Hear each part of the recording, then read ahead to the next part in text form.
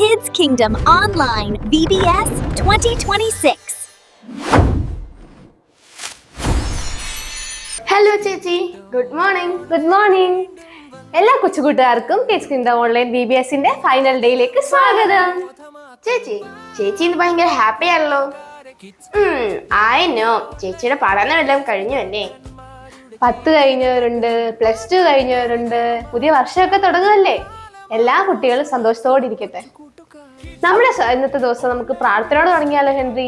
Okay, നമുക്ക് പ്രാർത്ഥിക്കാം. സ്വർഗസ്ഥനായ ഞങ്ങളുടെ പിതാവേയും കടന്നു വന്ന എല്ലാ കൊച്ചുകൂട്ടുകാരെ അനുഗ്രഹിക്കണമേ. മനോഹരമായ പാട്ടുകളൊക്കെ പഠിക്കാൻ സഹായിക്കണമേ. യേശുക്രിസ്തുവിന്റെ നാമത്തിൽ തന്നെ, ആമേൻ. കഴിഞ്ഞ 2 ദിവസമായിട്ട് നമ്മൾ പാട്ടുകളും കഥകളും വാക്യങ്ങളും ഒക്കെ പഠിച്ചില്ലേ? അതൊക്കെ എല്ലാവർക്കും ഇഷ്ടപ്പെട്ടെന്ന് കരുതുന്നു. അതുപോലെ ഇന്നും നമുക്ക് പുതിയ പാട്ടും കഥയൊക്കെ പഠിക്കാം. അത് ചേച്ചി, ഈ നമ്മുടെ VBSന്റെ ഫൈനൽ ഡേ അല്ലേ? നീ വിഷമിക്കണ്ട, അടുത്ത വർഷവും നമ്മൾ ഇതുപോലെ പാട്ടും കഥകളൊക്കെ ആയിട്ട് വരുന്നുണ്ട്. അപ്പൊ നമുക്ക് തുടങ്ങിയാലോ? Kids Kingdom Online VBS 2026. Kids Kingdom Online വീണ്ടും വന്നെത്തി കൂട്ടുകാരെ. 3 ദിനങ്ങൾ ആമോദമാക്കാൻ വാ കൂട്ടുകാരെ. Kids Kingdom Online VBS പിതാക്കന്മാരുടെ ജീവിത കഥയും പാട്ടും കളികളുമായി അവധിക്കാലം ആഘോഷമാക്കാം കൊച്ചു കൂട്ടുകാർ. Kids Kingdom Online VBS പിതാക്കന്മാരുടെ ജീവിത കഥയും പാട്ടും കളികളുമായി അവധിക്കാലം ആഘോഷമാക്കാം കൊച്ചു കൂട്ടുകാരെ. Kids Kingdom Online VBS 2026.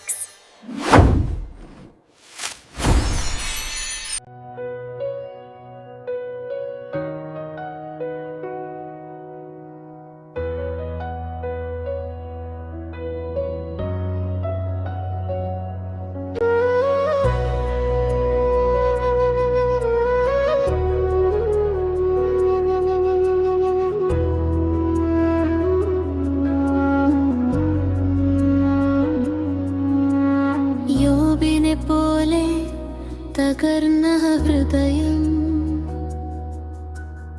എല്ലാം വിട്ട് പോയ കഴിയും രാത്രിയിൽ ചോദ്യം നിറഞ്ഞ കണ്ണീരിന്റെ ഇടയിൽ ഒരു വാക്ക് മാത്രം, ദൈവമേ ഞാൻ നിൽക്കും. യോബ് പോലെ വിശ്വാസം വേണം, ദൈവത്തിൽ ഞാൻ നിൽക്കണം. കഷ്ടം വന്നാലും ഭയമില്ല ഇനി, യേശുവിൽ ഞാൻ ജയിക്കും.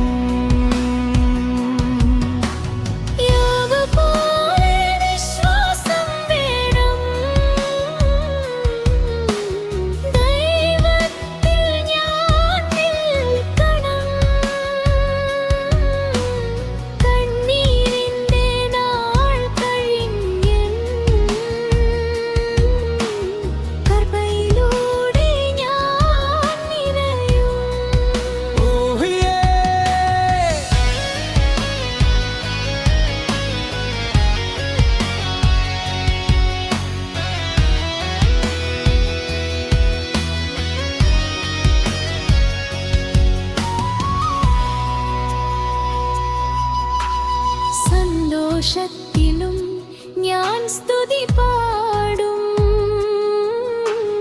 ദുഃഖത്തിലും ഞാൻ കൈയൂങ്ങി നിൽക്കും. കൈവിട്ടെന്നു തോന്നുന്ന വേളയിൽ പോലും എന്നെ പിടിച്ചു നിർത്തുന്ന കുരിശിൻ സ്നേഹം. തകർന്ന വീട്ടിൽ വീണ്ടും ചിരിവിരിയും, ശൂന്യമായ കയ്യിൽ അനുഗ്രഹം നിറയും. വിശ്വാസത്തോടെ നിൽക്കുന്ന ഹൃദയം ദൈവം കണ്ടു നന്മ ചെയ്യും. യോബ് പോലെ വിശ്വാസം വേണം,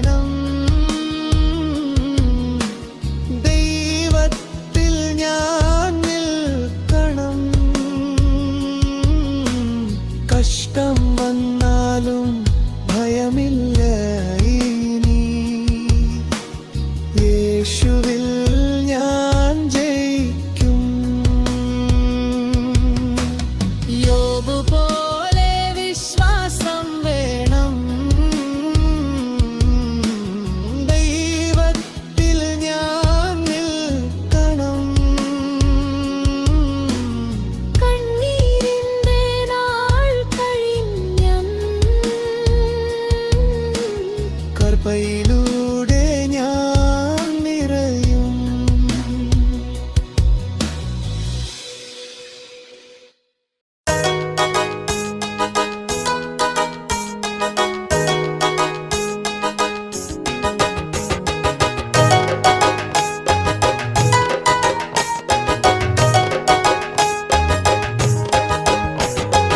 এই জীবনে কোনো আশা নাই, আজকে আছে কাল নাই। এই জীবনে কোনো আশা নাই, আজকে আছে কাল নাই। যিশু ছাড়া আর কহ নাই, যিশু ছাড়া আর কহ নাই, যিশু ছাড়া আর কহ নাই, যিশু ছাড়া আর কহ নাই। চলে এসো চলে এসো চলে এসো, চলে এসো চলে এসো চলে এসো। এই জীবনের কোনো আশা নাই, আজকে আছে কাল নাই। এই জীবনে কোনো আশা নাই, আজকে আছে কাল নাই। এই জীবনে কোনো আশা নাই, আজকে আছে কাল নাই। এই জীবনে কোনো আশা নাই, আজকে আছে কাল নাই। শান্তি খোঁজো তুমি পাবে, মুক্তি খোঁজো তুমি পাবে, শান্তি খোঁজো তুমি পাবে, মুক্তি খোঁজো তুমি পাবে। চলে এসো চলে এসো চলে এসো, চলে এসো চলে এসো চলে এসো। এই জীবনে কোনো আশা নাই, আজকে আছে কাল নাই। এই জীবনে কোনো আশা নাই, আজকে আছে কাল নাই। Kids Kingdom Online VBS 2026.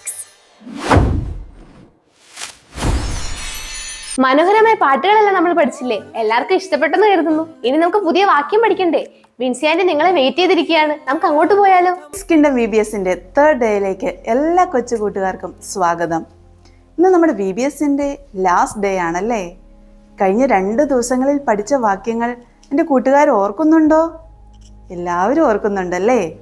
ഇന്ന് ആൻറ്റി നിങ്ങളെ പഠിപ്പിക്കാനായിട്ട് പോകുന്ന വാക്യം സങ്കീർത്തനങ്ങൾ 5:12.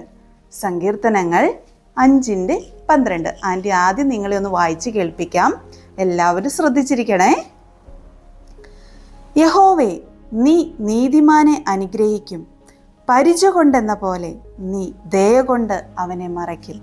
ആൻറ്റി ഒന്നോട് വായിച്ച് കേൾപ്പിക്കാം. സാംസ് 5:12. യഹോവേ, നീ നീതിമാനെ അനുഗ്രഹിക്കും, പരിച കൊണ്ടെന്ന പോലെ നീ ദയ കൊണ്ട് അവനെ മറയ്ക്കും. എന്താ കൂട്ടുകാരെ ഇവിടെ പറഞ്ഞിരിക്കുന്നത്? ദൈവം നമ്മെ അനുഗ്രഹിക്കും അല്ലേ?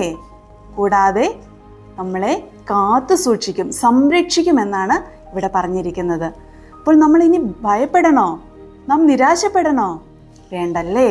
നമ്മെ അനുഗ്രഹിക്കുന്ന, നമ്മെ സംരക്ഷിക്കുന്ന ഒരു ദൈവം നമ്മോട് കൂടെയുണ്ട്. എത്ര നല്ല ദൈവമാണല്ലേ നമ്മുടെ ദൈവം. അപ്പോൾ നമുക്ക് ഈ വാക്യം ഒന്ന് പഠിച്ചാലോ? എല്ലാവരും റെഡിയാണോ? ആൻറ്റി ഈ വാക്യം നിങ്ങൾക്ക് പറഞ്ഞു തരുമ്പോൾ നിങ്ങളെല്ലാവരും ഈ സ്ക്രീനിൽ നോക്കി നല്ല ശബ്ദത്തിൽ പറയുമോ? യെസ്, എല്ലാവരും പറയൂലേ? ഓക്കെ. സങ്കീർത്തനങ്ങൾ 5:12. യഹോവേ, നീ നീതിമാനെ അനുഗ്രഹിക്കും, പരിച കൊണ്ടെന്ന പോലെ നീ ദയ കൊണ്ട് അവനെ മറയ്ക്കും. ഒന്നുകൂടെ നല്ല ശബ്ദത്തിൽ എല്ലാവരും പറഞ്ഞേ. സങ്കീർത്തനങ്ങൾ 5:12. യഹോവേ, നീ നീതിമാനെ അനുഗ്രഹിക്കും, പരിച കൊണ്ടെന്ന പോലെ നീ ദയ കൊണ്ട് അവനെ മറയ്ക്കും. കൂട്ടുകാരെല്ലാവരും വാക്യം പഠിച്ചു എന്ന് വിശ്വസിക്കുന്നു. ഒന്നുകൂടെ എല്ലാവരും നല്ല ശബ്ദത്തിൽ ഒന്നുകൂടെ പറഞ്ഞേ. സങ്കീർത്തനങ്ങൾ 5:12. 12. യഹോവേ, നീ നീതിമാനെ അനുഗ്രഹിക്കും, പരിച കൊണ്ടെന്ന പോലെ നീ ദയ കൊണ്ട് അവനെ മറയ്ക്കും. വാവ്, കൂട്ടുകാരെല്ലാവരും പറഞ്ഞു, നല്ല ശബ്ദത്തിൽ പറഞ്ഞു. കൂട്ടുകാരെല്ലാവരും പഠിച്ചു എന്ന് വിശ്വസിക്കുന്നു. കഴിഞ്ഞ ദിവസങ്ങളിൽ പഠിച്ച വാക്യങ്ങളെല്ലാവരും കൂട്ടുകാർ ഓർത്തിരിക്കുന്നു എന്ന് ആൻറ്റി വിശ്വസിക്കുകയാണ്. അതെല്ലാം നിങ്ങളുടെ ജീവിതത്തിൽ അനുഗ്രഹത്തിന് കാരണമായി തീരട്ടെ എന്ന് ആൻറ്റി പ്രാർത്ഥിക്കുകയും ചെയ്യുന്നു. അപ്പോൾ ഇനി സജീവങ്ങൾ കഥയുമായിട്ട് വെയിറ്റ് ചെയ്യുന്നുണ്ട്. നമുക്ക് അവിടേക്ക് പോയാലോ? ബൈ. ഹായ് കൂട്ടുകാരെ, കിഡ്സ് കിങ്ഡം VBSലേക്ക് വീണ്ടും സ്വാഗതം. നാം വീണ്ടും പൂർവ്വപിതാക്കന്മാരുടെ കഥയിലേക്ക് വരികയാണ്. ഇന്ന് നാം കേൾക്കുവാനായിട്ട് പോകുന്ന കഥ ഇയ്യോബിന്റെ കഥയാണ്. ഇയ്യോബിനെ കുറിച്ച് നിങ്ങളെല്ലാവരും കേട്ടിട്ടുണ്ട് എന്ന് ഞാൻ പ്രതീക്ഷിക്കുന്നു. സാത്താൻ ഇയ്യോബിനെ വല്ലാതെ തകർക്കുവാനായിട്ട് ശ്രമിച്ചു. ഇയ്യോബ് എന്ന പേരിന്റെ അർത്ഥം തന്നെ പീഡനം സഹിക്കുന്നവൻ എന്നാണ്.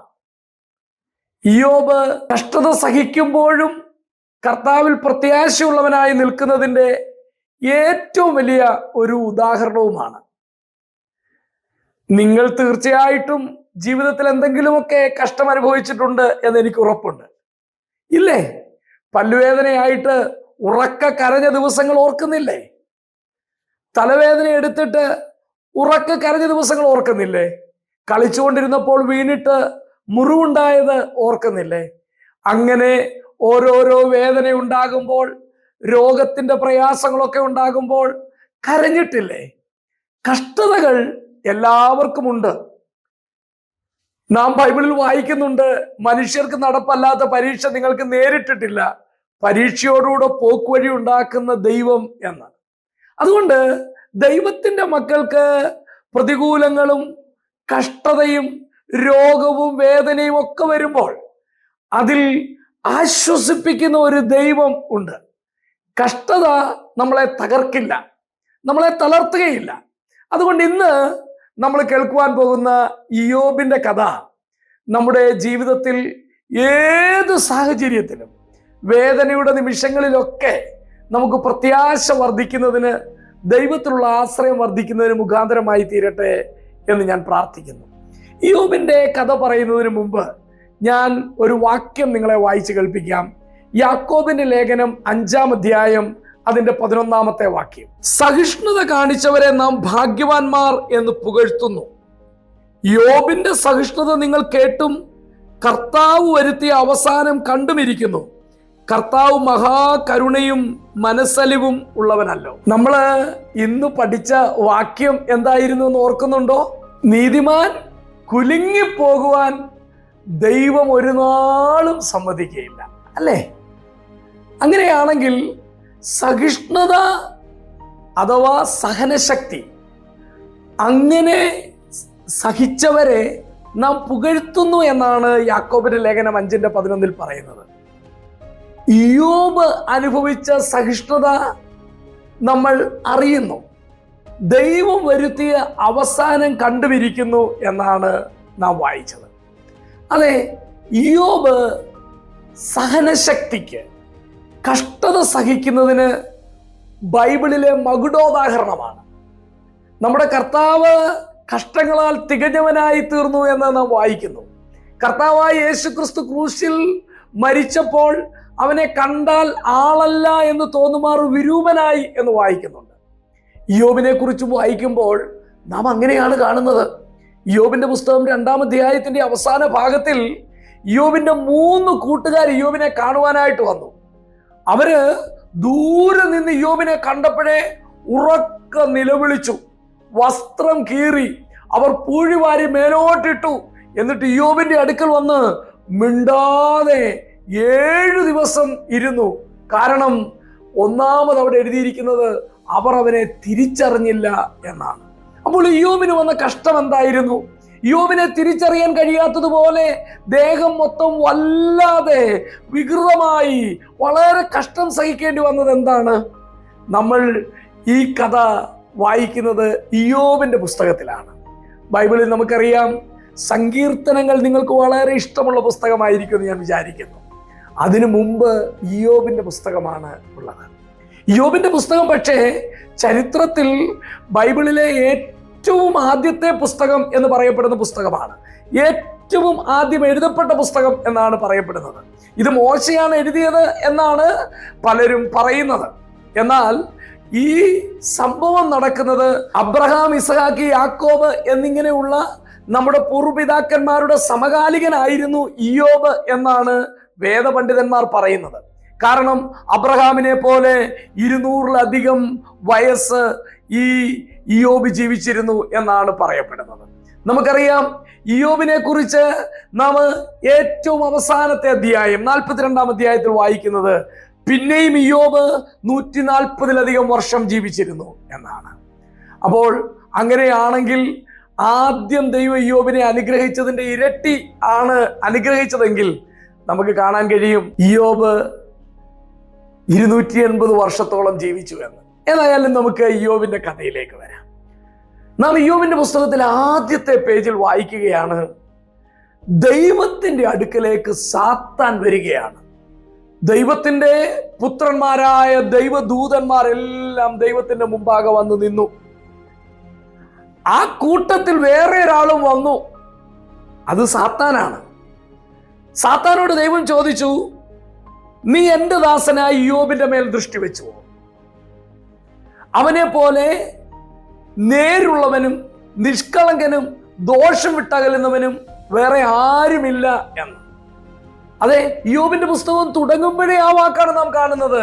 ഇയ്യോബ് നേരുള്ളവനായിരുന്നു, നിഷ്കളങ്കനായിരുന്നു, ദോഷം വിട്ടകലുന്നവനായിരുന്നു, പൂർവ്വ ദിഗ്വാസികളിൽ ഏറ്റവും സമ്പന്നനായിരുന്നു. ഇയ്യോബിനെ കുറിച്ച് അവന്റെ സ്വഭാവം വീണ്ടും വീണ്ടും നമ്മൾ ബൈബിളിൽ കാണുന്നുണ്ട് കേട്ടോ. ഇയ്യോബിന്റെ പുസ്തകം 1:8-ലും 2:3-ലും ഒക്കെ നമുക്കത് വായിക്കാൻ കഴിയും. അപ്പോൾ ദൈവം തന്നെ സാത്താനോട് പറയുകയാണ്, എൻ്റെ ദാസനായ ഇയ്യോബ് അവൻ നേരുള്ളവനാണ്, നിഷ്കളങ്കനാണ്, ദോഷം വിട്ടകലുന്നവനാണ് എന്ന്. പ്രിയ കുഞ്ഞുങ്ങളെ, മോനെ, ദൈവം നിന്നെക്കുറിച്ച് ഇങ്ങനെ സാക്ഷ്യം പറയുമോ? എൻ്റെ മകനായ, നിന്റെ പേര് പറഞ്ഞിട്ട് ഇന്നയാൾ അവൻ നേരുള്ളവനാണ്, ദോഷം വിട്ടകലുന്നവനാണ് എന്ന്, നിഷ്കളങ്കനാണ് എന്ന് നമ്മളെക്കുറിച്ച് പറയുമോ? എൻ്റെ മകൻ, എൻ്റെ ദാസൻ, എൻ്റെ പൈതൽ എന്ന് നമ്മളെക്കുറിച്ച് ദൈവം പറയുവാൻ ഇടയാകണം കേട്ടോ. അതിനുവേണ്ടി ശ്രദ്ധയോടെ ജീവിക്കണം.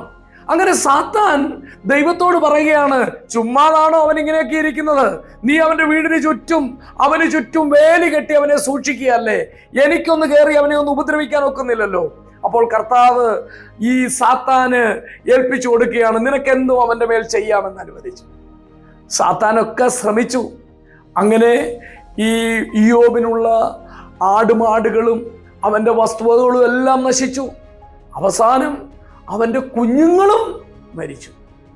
എന്നിട്ടും ഇയ്യോബ് ദൈവത്തോട് പാപം ചെയ്തില്ല.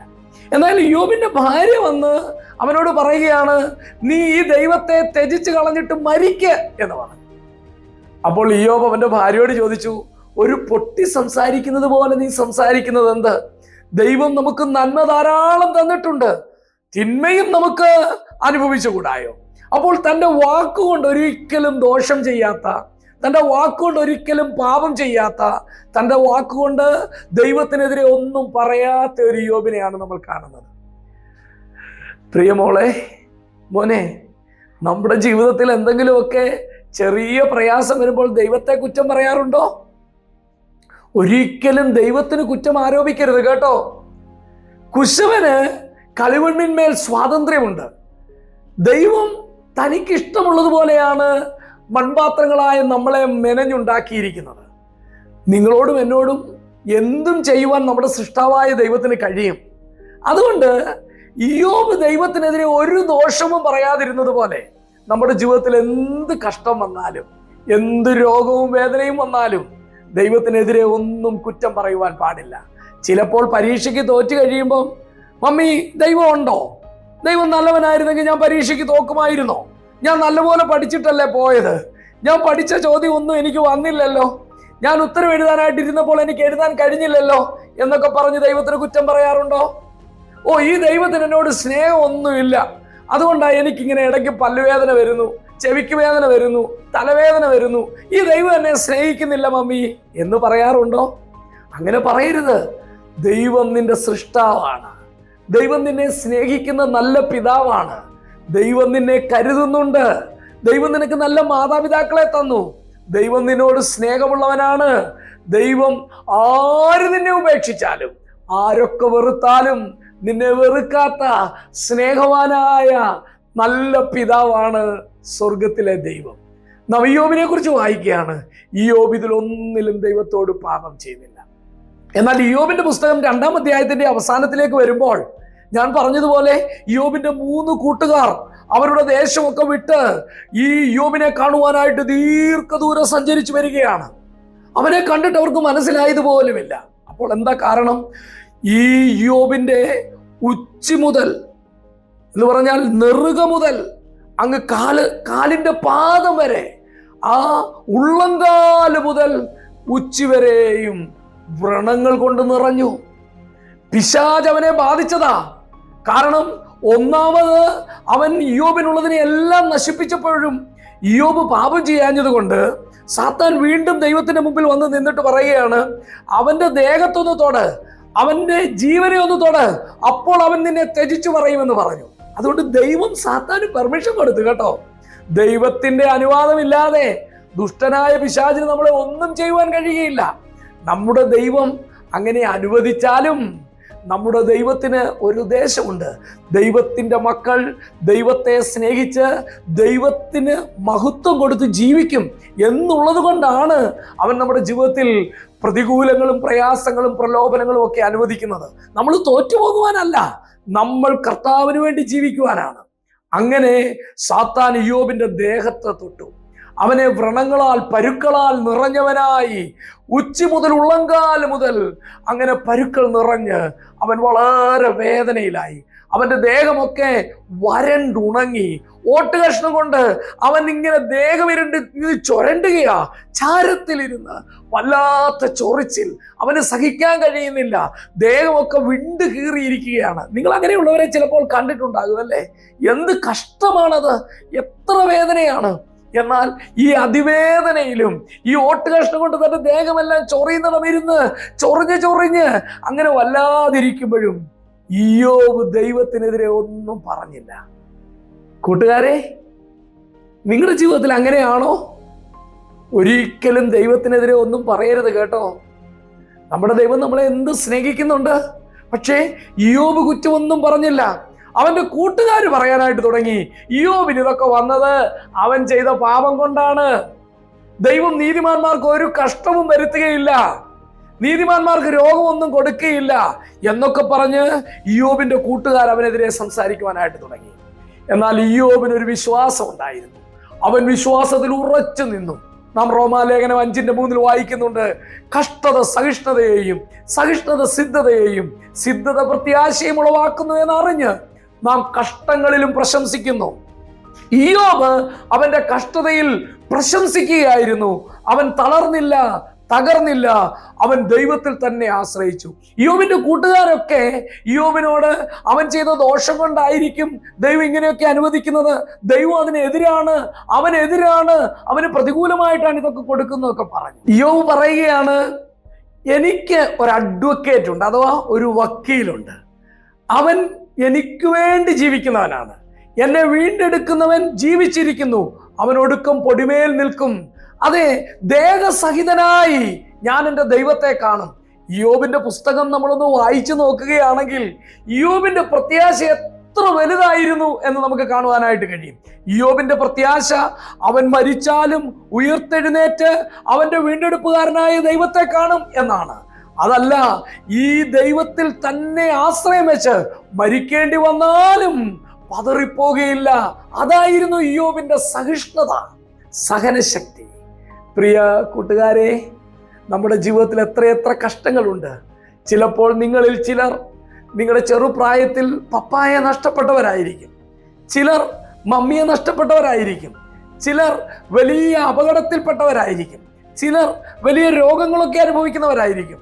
എന്തുമായിക്കൊള്ളട്ടെ, നമ്മുടെ ദൈവം ദോഷത്തിനായിട്ടൊന്നും ചെയ്യുന്നില്ല എന്ന് മനസ്സിലാക്കി ദൈവത്തിൽ ആശ്രയിക്കുവാനായിട്ട് നമുക്കിടയാകണം. ഇയ്യോബ് സഹനശക്തി വളരെ പ്രദർശിപ്പിച്ചു. അതുകൊണ്ട് നാം യാക്കോബിന്റെ ലേഖനം 5:11 വായിച്ചതുപോലെ ദൈവം അവന് വരുത്തിയ അവസാനം കണ്ടിരിക്കുന്നു.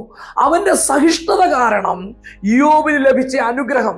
അതെ, ഇയ്യോബിന്റെ പുസ്തകം 41, 42 അധ്യായങ്ങളിലേക്ക് വരുമ്പോൾ ഇയ്യോബിനോട് ദൈവം കുറെ ചോദ്യങ്ങൾ ചോദിക്കുന്നുണ്ട്. ഇയ്യോബ് ചിലപ്പോൾ വിചാരിച്ചു കാണും, എനിക്കിതൊക്കെ വന്നെങ്കിലും ഞാൻ പൂർണ്ണമായിട്ടും നീതിമാനാണെന്ന്. അപ്പോൾ ദൈവം അവനോട് കുറെ ചോദ്യങ്ങൾ ചോദിച്ചു. അപ്പോൾ അവൻ പറയുകയാണ്, ദൈവമേ, ഞാൻ എൻ്റെ വായ് പൊത്തുന്നു, എനിക്കൊന്നും അറിഞ്ഞുകൂടാ, നിനക്കെല്ലാം അറിയാം. ഇയ്യോബിനെ ദൈവം പഠിപ്പിക്കുകയായിരുന്നു, നമ്മുടെ ജീവിതത്തിൽ കഷ്ടം വന്നാലും പ്രതികൂലം വന്നാലും പ്രശ്നം വന്നാലും ദൈവത്തിന് അറിയാം അതെന്തിനാണെന്ന്. നമുക്കതറിയില്ല. ഇയ്യോബ് അങ്ങനെ സമ്മതിച്ചു.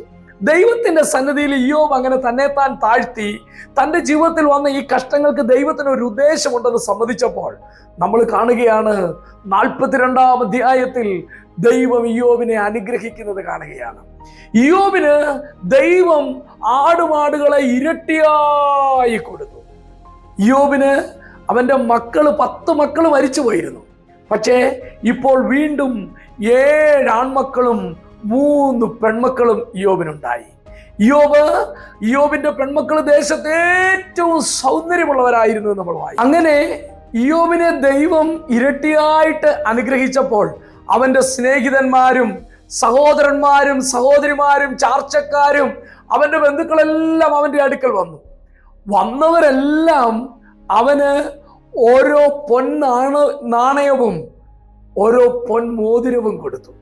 ഇയ്യോബിനെല്ലാവരും സമ്മാനവുമായിട്ട് വന്നു. എന്താ കാരണം? ദൈവം അവന് ചെയ്ത ഉപകാരം നിമിത്തം നീതിമാന്മാരൊക്കെയും അവന്റെ ചുറ്റും വന്നു കൂടുകയാണ്. അതെ, നീതിമാൻ ഒരു നാളും കുലുങ്ങിപ്പോകുവാൻ ദൈവം സമ്മതിക്കുകയില്ല. ഇയ്യോബിന്റെ അടുക്കലേക്ക് അവന്റെ സ്നേഹിതന്മാരെല്ലാം അടുത്തു വന്നു. എല്ലാവരും വലിയ സമ്മാനവുമായിട്ടാണ് വന്നിരിക്കുന്നത്. എന്താ അത് കാണിക്കുന്നത്? ഇയ്യോബിനെ ദൈവം സൗഖ്യമാക്കിയപ്പോൾ, ദൈവം അവനെ ആശ്വസിപ്പിച്ചപ്പോൾ, ദൈവം അവനെ അനുഗ്രഹിച്ചപ്പോൾ അവന്റെ കൂട്ടുകാരും എല്ലാം അവനെ ആശ്വസിപ്പിക്കുവാനായിട്ട് വന്നു. പ്രിയ കൂട്ടുകാരെ, നമ്മുടെ ജീവിതത്തിൽ കഷ്ടങ്ങൾ എന്നും നീണ്ടു നിൽക്കുന്നതല്ല. നമ്മുടെ കഷ്ടങ്ങൾക്കൊരവസാനമുണ്ട്. ദൈവം നമ്മളെ ആശ്വസിപ്പിക്കും. നമ്മളെ ആശ്വസിപ്പിക്കുമ്പോൾ നമ്മുടെ അടുക്കൽ നിന്ന് അകന്നു പോയവരെയൊക്കെ ദൈവം മടക്കി വരുത്തുകയും ചെയ്യും. നമ്മളോട് വായിക്കുന്നു, ദൈവം ഇയ്യോബിനെ മുമ്പിലത്തേക്കാൾ ഇരട്ടിയായി അനുഗ്രഹിച്ചു. ദൈവം ഇയ്യോബിനെ ഇരട്ടിയായി അനുഗ്രഹിച്ചു കഴിഞ്ഞപ്പോൾ നമ്മൾ വായിക്കുകയാണ്, അവൻ 140 സംവത്സരം വീണ്ടും ജീവിച്ചിരുന്നു. അവൻ കാലസമ്പൂർണനായി മരിച്ചു എന്നാണ് നമ്മൾ ബൈബിളിൽ വായിക്കുന്നത്.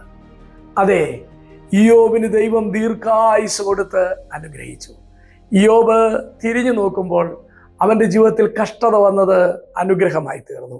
ഞാൻ എപ്പോഴും ഇയ്യോബിനെ കുറിച്ച് സംസാരിക്കുമ്പോൾ പ്രസംഗിക്കുമ്പോഴൊക്കെ പറയുന്ന ഒരു കാര്യം പറഞ്ഞുകൊണ്ട് ഞാൻ നിർത്താം. കൂട്ടുകാരെ, ദൈവം സ്വർഗത്തിൽ സിംഹാസനത്തിൽ ഇരുന്ന് ഭൂമിയിലേക്ക് നോക്കി. ഇയ്യോബ് എന്ന ദൈവത്തിന്റെ ദാസനെ ദൈവം കണ്ടു. ദൈവത്തിന് ഒരാഗ്രഹം, തൻ്റെ മുമ്പിൽ നേരോടെ നടക്കുന്ന, നിഷ്കളങ്കനായി നടക്കുന്ന, നിരപവാദ്യനായി നടക്കുന്ന, ദൈവത്തിന്റെ മുമ്പാകെ നേരോടെ നല്ല ഹൃദയമുള്ളവനായിട്ട് നല്ല സാക്ഷ്യത്തോടെ ജീവിക്കുന്ന ഇയ്യോബിനെ ദൈവത്തിന് ഇരട്ടിയായി അനുഗ്രഹിക്കണം.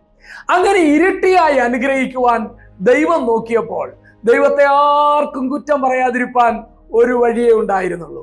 തൻ്റെ ദാസനായ ഇയ്യോബിന് കഷ്ടത കൊടുക്കുക. അവനത് സഹിക്കും. ആ സഹിഷ്ണുത നിമിത്തം ദൈവത്തിന് ഇയ്യോബിനെ ഇരട്ടിയായി അനുഗ്രഹിക്കാൻ കഴിയും. ആ ഇരട്ടിയായിട്ടുള്ള അനുഗ്രഹത്തിൽ ദൈവം സന്തോഷിക്കും. ശരിക്കും അതല്ലേ സംഭവിച്ചത്? സാത്താന് ഇനിയും ദൈവത്തോടൊന്നും പറയുവാൻ കഴിയുകയില്ല. ദൈവം സംരക്ഷണം കൊടുത്തത് കൊണ്ടാണ് ഇയ്യോബ് ഇങ്ങനെ ജീവിക്കുന്നതെന്ന് സാത്താൻ ഒരിക്കൽ കുറ്റപ്പെടുത്തി. പക്ഷേ നമ്മൾ ഇയ്യോബിന്റെ പുസ്തകം 1-2 അധ്യായത്തിൽ മാത്രം ഈ ഇയ്യോബിനെ കുറ്റം പറയുവാൻ സാത്താൻ ദൈവത്തിന്റെ മുമ്പിൽ നിൽക്കുന്നത് കാണുന്നുള്ളൂ. പിന്നെ നമ്മളത് കാണുന്നില്ല. എന്നാൽ ദൈവം എപ്പോഴും തൻ്റെ സിംഹാസനത്തിലായിരുന്നു. എന്താണ് കാരണം? തൻ്റെ ദാസനായ ഇയ്യോബ് കഷ്ടത്തിലൂടെ പോകുമ്പോഴും ദൈവം അവനെ കാണുന്നുണ്ടായിരുന്നു. പ്രിയ കൂട്ടുകാരെ, നമ്മുടെ ജീവിതത്തിൽ നമ്മൾ എന്ത് കഷ്ടത സഹിക്കേണ്ടി വന്നാലും നമ്മൾ സഹിഷ്ണുതയുള്ളവരായിട്ടിരിക്കുക.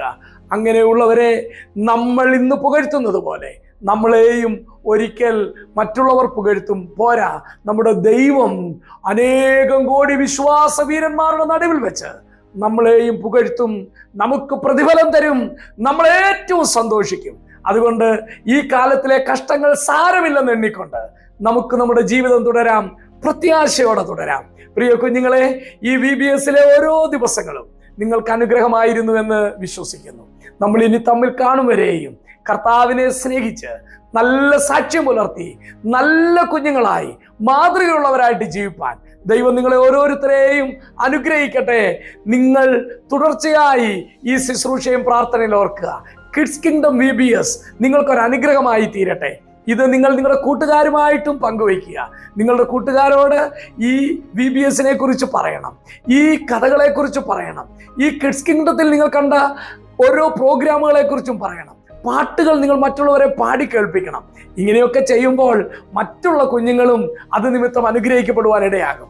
അതുപോലെ നിങ്ങൾ നിങ്ങളുടെ കൂട്ടുകാരെ ഇത് യൂട്യൂബിൽ കാണാം എന്ന് പറഞ്ഞുകൊണ്ട് അവരെ കാണാനായിട്ട് നിർബന്ധിക്കണം.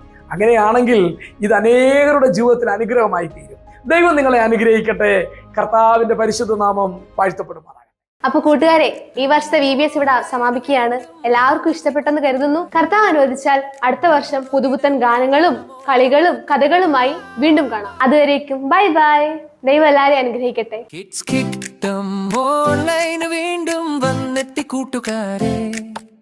3 ദിനങ്ങൾ ആമോദമാക്കാൻ വാ കൂട്ടുകാരെ. കിഡ്സ് കിങ്ഡം ഓൺലൈൻ VBS പിതാക്കന്മാരുടെ ജീവിത കഥയും പാട്ടും കളികളുമായി അവധിക്കാലം ആഘോഷമാക്കാം കൊച്ചു കൂട്ടുകാർ. കിഡ്സ് കിങ്ഡം ഓൺലൈൻ VBS പിതാക്കന്മാരുടെ ജീവിത കഥയും പാട്ടും കളികളുമായി അവധിക്കാലം ആഘോഷമാക്കാം കൊച്ചു കൂട്ടുകാരെ.